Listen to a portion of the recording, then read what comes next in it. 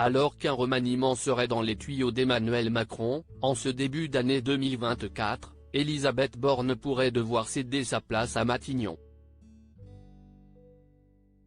Voici les personnalités politiques envisagées pour la remplacer. Le 16 mai 2022, Elisabeth Borne prenait officiellement ses fonctions à Matignon, en remplacement de Jean Castex, éprouvé par la pandémie. Depuis, la première ministre est loin d'avoir fait l'unanimité, elle qui a eu recours, le 19 décembre dernier, à l'article 49. 3 de la Constitution, pour la 23e fois.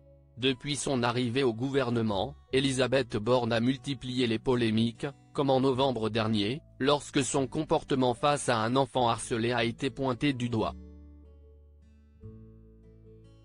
En juillet dernier, la première ministre s'était exprimée sur les rumeurs de tension avec Gérald Darmanin, alors que beaucoup soupçonnent le ministre de l'Intérieur de lorgner sur Matignon. C'est assez classique que certains visent le poste de Premier ministre, avait-elle déclaré.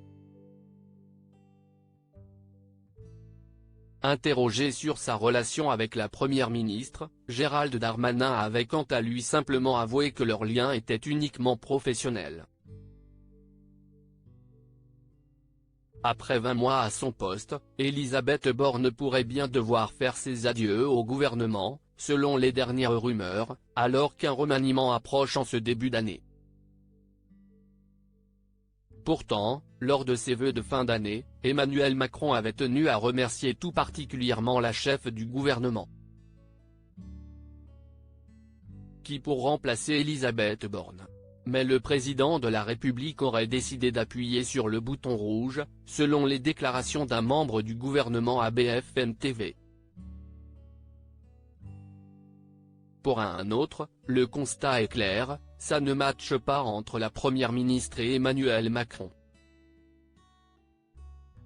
Qui le chef d'État pourrait-il choisir pour remplacer Elisabeth Borne? Selon les informations de BFM TV, le ministre de l'économie Bruno Le Maire pourrait être un prétendant au poste, ainsi que Sébastien Lecornu, l'actuel ministre de la Défense. Emmanuel Macron veut un super DIRCAB, il ne fera pas d'ombre au président et il parle aux élus. Si est-il le portrait idéal, a expliqué un membre du gouvernement, sur ce dernier.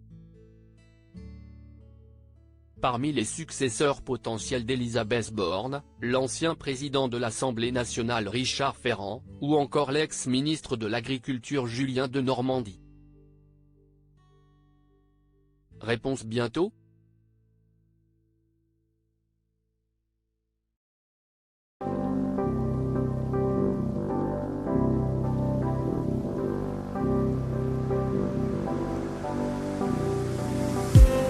I just need